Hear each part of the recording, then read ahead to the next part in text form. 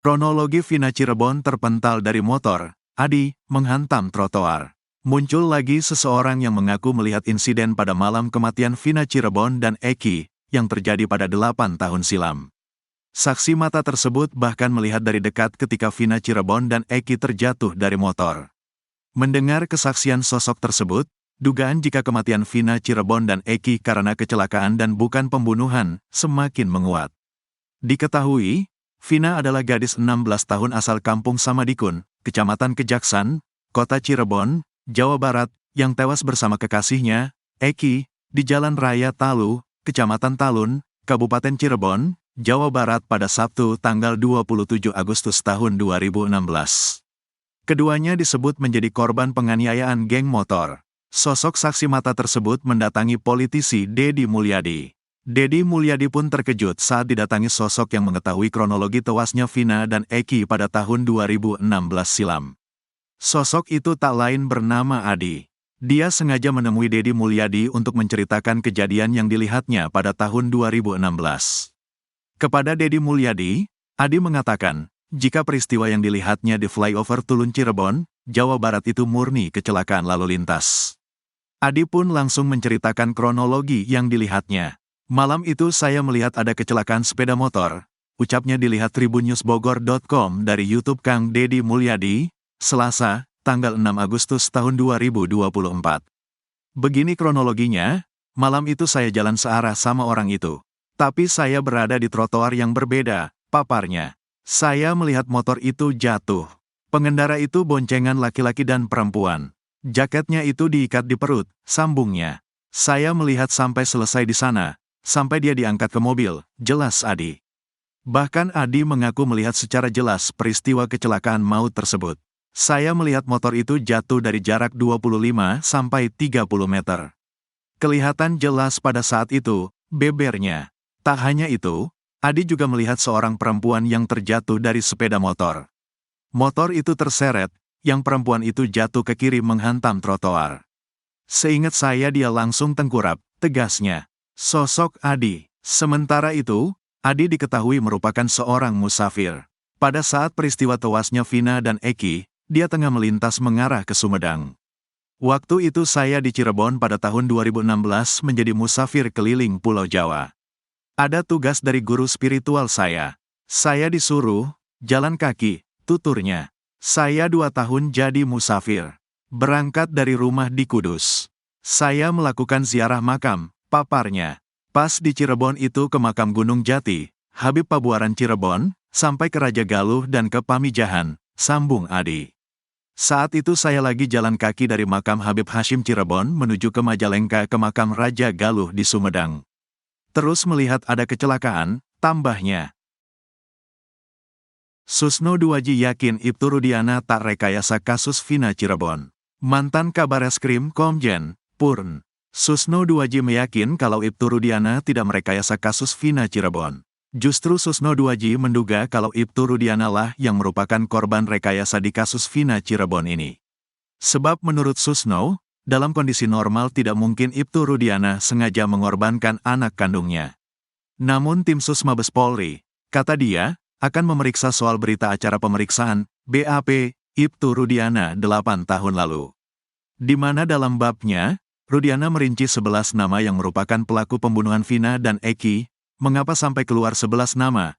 Kenapa sampai Pak Rudiana membuat laporan polisi yang terinci dengan nama-nama itu?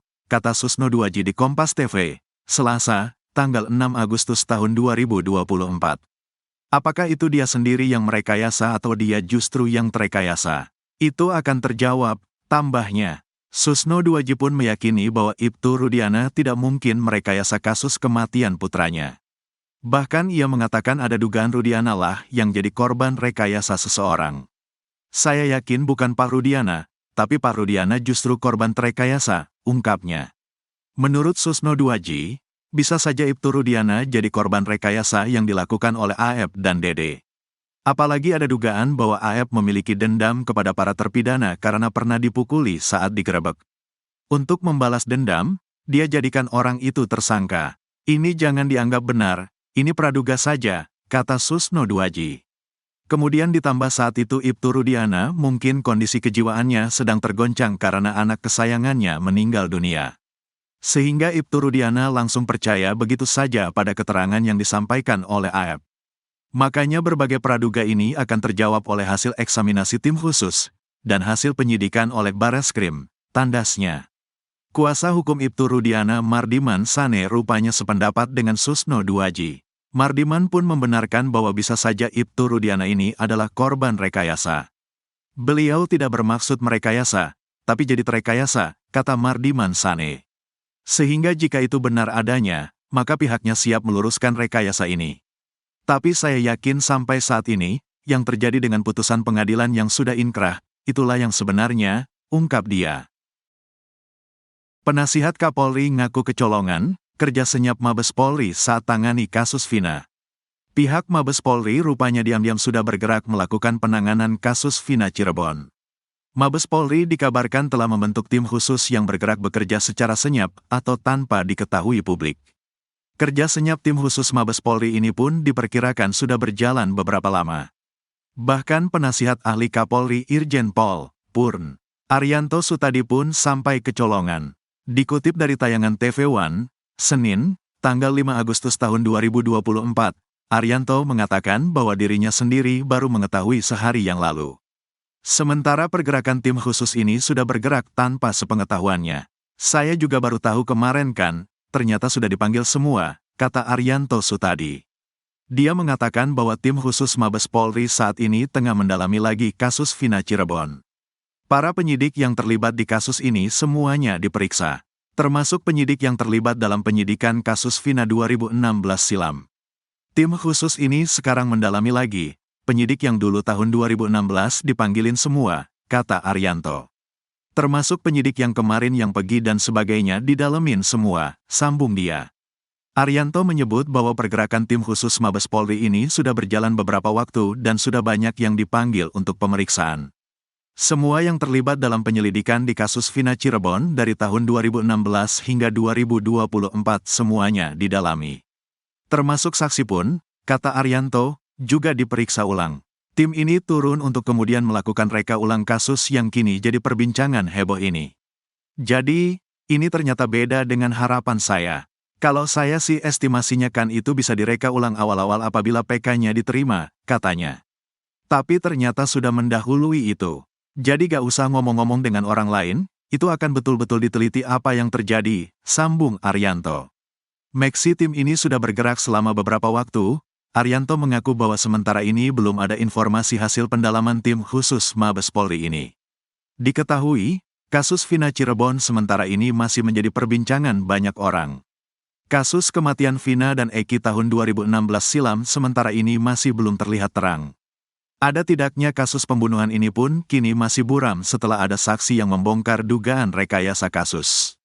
Di tengah kondisi kasus Vina Cirebon yang masih buram, kasus ini kini diwarnai saling tuduh dan saling lapor antar pihak yang terlibat kasus Vina Cirebon. AF menangis lama di pelukan ayahanda, diminta jujur soal kasus Vina. Satu di antara saksi kunci kasus pembunuhan Vina Cirebon dan Eki, AF, diminta untuk jujur oleh ayahnya, Rudy Pelor, atas apa yang diketahuinya. Permintaan Rudy Pelor kepada AF tersebut disampaikannya ketika keduanya bertemu di kediaman mantan Bupati Purwakarta, Dedi Mulyadi. Diketahui, Vina adalah gadis 16 tahun asal Kampung Samadikun, Kecamatan Kejaksan, Kota Cirebon, Jawa Barat, yang tewas bersama kekasihnya, Eki, di Jalan Raya Talu, Kecamatan Talun, Kabupaten Cirebon, Jawa Barat pada Sabtu tanggal 27 Agustus tahun 2016. Keduanya disebut menjadi korban penganiayaan geng motor. AF tanpa diduga mendatangi kediaman Dedi Mulyadi untuk menemui ayahandanya, yang sedang tinggal di rumah anggota DPR RI terpilih tersebut. Rudy Pelor pun mengungkap hasil percakapannya dengan AF kepada Dedi Mulyadi. Cenah abah semalam teh nangis ketemu AF, kata Dedi Mulyadi kepada Rudy Pelor. Menurut pria yang akrab disapa abah itu mengaku bukan dirinya yang menangis. Namun, putranya AF yang menangis sambil memeluknya. Saya mah enggak nangis. AF yang nangis. Kalau saya masih ganu tegar wikitu, kata dia dikutip tribunnewsbogor.com dari tayangan YouTube Kang Dedi Mulyadi Channel. Ia menyebut, Aep cukup lama menangis di pelukannya. Abah Rudi melanjutkan, ia sempat memberikan wejangan kepada putranya Aep. Aep, kalau memang Aep sayang sama orang tua, ikutin saran bapak, kata Rudi Pelor mengulang ucapannya kepada Aep. Menurutnya, tak banyak pembicaraan kepada sang anak lantaran putranya datang didampingi oleh beberapa pengacara. Ngomongna teh muter-muter wi. Kudu kumaha atuh, kata dia. Namun, ia menegaskan ucapannya kepada Aep hanya ingin menyadarkan putranya dan bisa berkata jujur tentang kasus Vina Cirebon yang kini menjadi sorotan publik. Abah teh ngan ngelingan, menyadarkan, si Aep hungkul, kata Rudi Pelor kepada Deddy Mulyadi. Aep dikawal 4 pengacara. Rudi Pelor mengaku didatangi oleh putra kandungnya, Aep di Lembur Pakuan, rumah milik mantan Bupati Purwakarta, Deddy Mulyadi. Malam teh anak, Aep, datang, kata pria yang akrab disapa Abah tersebut. Deddy Mulyadi mengatakan, saat pertemuan Rudi Pelor dan Aep, dirinya sedang tidak ada di rumah. Sebab, ia sedang menonton wayang golek di wilayah Kuningan, Jawa Barat hingga menjelang subuh. Saya geus lalajo golek bah di Kuningan tadi peting, pulang 2:30, 2:30, kata Deddy Mulyadi kepada lelaki yang akrab disapa Abah olehnya. Abah Rudi bercerita, kedatangan Aep tak sendirian. Putranya tersebut dikawal 4 orang yang tak ia kenal. 4 orang itu pengacaranya, Aep, sempat telepon saya juga, kata Deddy Mulyadi dikutip tribunnewsbogor.com dari YouTube Kang Deddy Mulyadi Channel. Rudi Pelor mengaku tak bisa leluasa berbicara dengan putranya lantaran selalu dikawal 4 pengacaranya. Gimana mau saling curhat, kita duduk ngerendeng, yang satu di samping saya, yang satu di samping Aep. Ia menyebut, 4 orang yang mengawal Aep itu 3 wanita dan 1 laki-laki. Ia pun kesal lantaran sulit berbicara dari hati ke hati dengan Aep. Hayang, ingin, ngobrol jeung anak teh kumaha, carana, gimana caranya? Saya teh pengennya kalau ngobrol sama anak teh tak usah didampingi, pengacara, kata Rudi. Tak terima disiksa di kasus Vina Cirebon, Aldi Kalap, tantang Rudiana duel. Tak terima disiksa usai ditangkap dalam kasus pembunuhan Vina Cirebon dan Eki, 8 tahun silam, Aldi Kalap hingga tantang Ibtu Rudiana untuk duel. Aldi merasakan trauma berat lantaran abis disiksa ketika penangkapan atas kasus pembunuhan Vina Cirebon. Diketahui, Vina adalah gadis 16 tahun asal kampung Samadikun, Kecamatan Kejaksan, Kota Cirebon, Jawa Barat, yang tewas bersama kekasihnya, Eki, di Jalan Raya Talu, Kecamatan Talun, Kabupaten Cirebon, Jawa Barat pada Sabtu tanggal 27 Agustus tahun 2016. Keduanya disebut menjadi korban penganiayaan geng motor. Air mata Renaldi, 25, seketika tumpah saat menjadi saksi di sidang peninjauan kembali, PK, Saka Tatal di Pengadilan Negeri Cirebon pada Selasa, tanggal 30 Juli tahun 2024. Aldi, sapaannya, tak kuasa membendung air matanya ketika mengenang pengalaman teramat pahit saat ditangkap dan disiksa polisi pada tanggal 31 Agustus tahun 2016, 4 hari setelah penangkapan. Kejadian yang menyisakan trauma berat dalam hidupnya membuat Aldi ingin melawan balik. Darah Aldi mendidih jika mengingat kejadian itu. Amarah Aldi disampaikan melalui salah satu kuasa hukum Saka Tatal, Ardi. Dia, Aldi, benar-benar ngomong kemarin di mobil saya.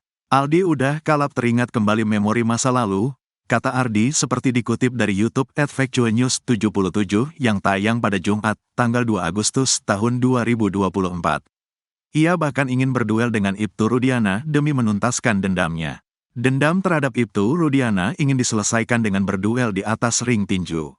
Bahkan, dia ngomong, nyari kemana ya Pak?